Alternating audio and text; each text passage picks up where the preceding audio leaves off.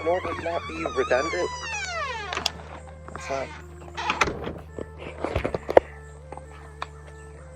in order to not repeat myself too much, I'm not going to mention when I'm feeling tired anymore, because I think I've said that I'm sleepy and tired several times, and it's only, what, day 4?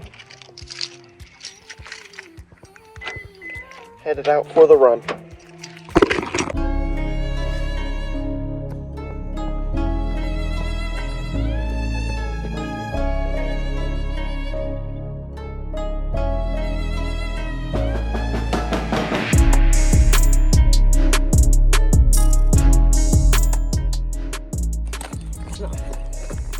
Alright. Yeah. How you feeling? I'm feeling amazing. We're about to complete 1 mile. We have just a little bit left until 1 mile. Oh yeah, check out that beautiful sunrise.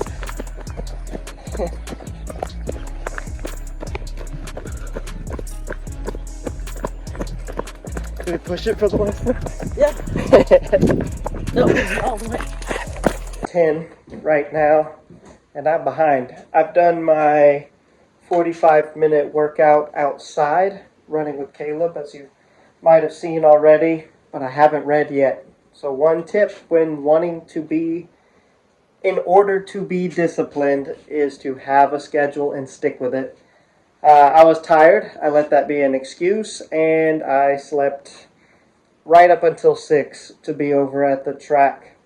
You can't sleep right up to the things that you need to get done. I should have been up and reading. So let that be a lesson for you. Learn from my mistakes.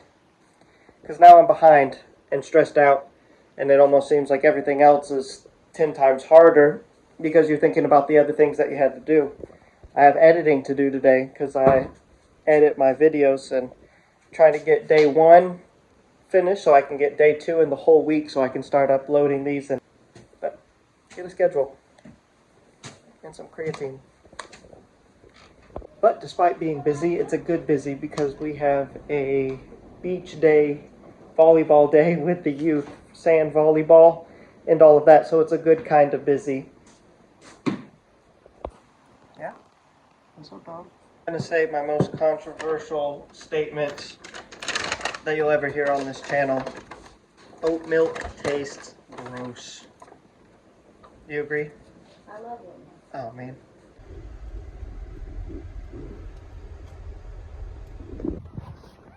Praise God. Look at that view. Beach volleyball day.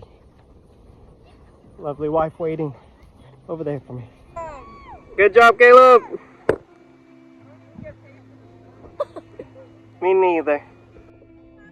I know. I just wanted to get you here.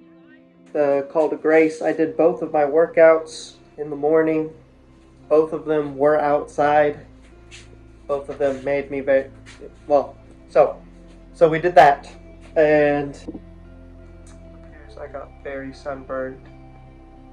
The youth event, by the way, before I get into the rest, that my wife organized over at the beach, I think went very, very well.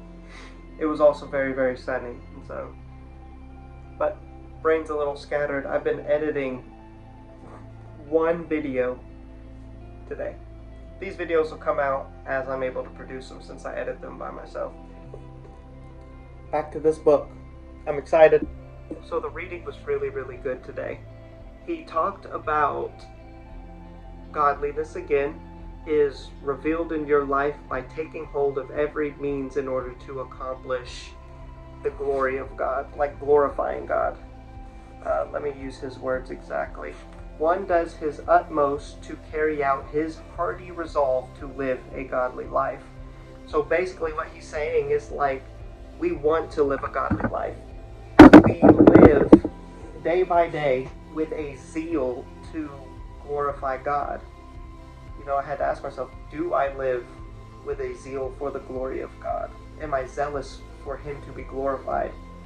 Well, how do you know? You know by taking hold of every single thing that you know will help you attain that goal. Reading every day, praying every day, cutting out the things that you know hinder your walk, even things that aren't maybe even considered moral, maybe just entertainment in general, you find that you get sucked into it. You know, there was a time where I was praying years ago, and by the end of the prayer, I was convinced that God was wanting me to let go of video games. Video games was a hobby of mine, but I noticed that whenever I play games, I really get sucked into it, and I could play for hours. And he's brought me into a place where sometimes I'll play something from time to time.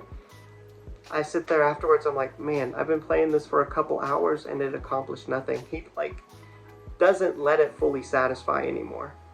But when I really played all the time, when I realized that it was getting in the way of me being more for God, I sold my PlayStation. Just got rid of it because I don't want that. I want to live my life fully sold out to God. I want to be engaged with my family. I want to be very purposeful and strategic with everything that I do. And obviously I don't live up to this as much as I'd like, because you go from one comfort to another comfort.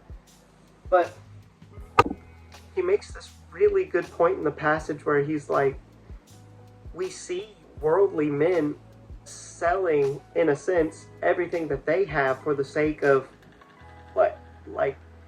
or giving up even things that they don't even think are immoral, just things that they see as a hindrance to probably wealth, status, fame, or pleasure.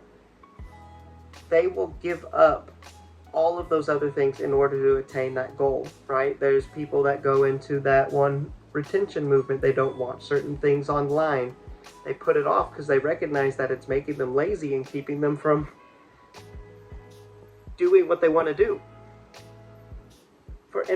For what? Money that they're not going to even get to keep after they die.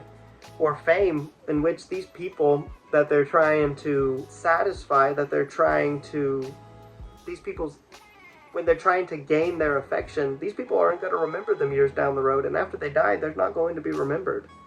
If worldly people are able to put off things that hinder them from growth in the things that they want and desire in this world, then us Christians who know Jesus Christ for who he is, the God who created everything, who has sustained or secured our eternity, who loves us in the way that we want to, if we know these things, we should be able to give up way more than any worldly individual.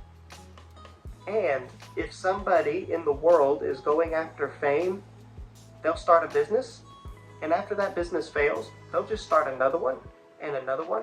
They'll do a new strategy, and they'll adapt, and they'll grow until they get what they want.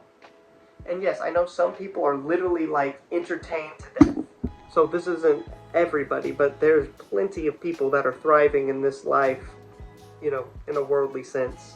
So we can do it so much more. We can literally live our day to where when we're talking to God in the morning, I present this day to you as a sacrifice that I hope is pleasing to you.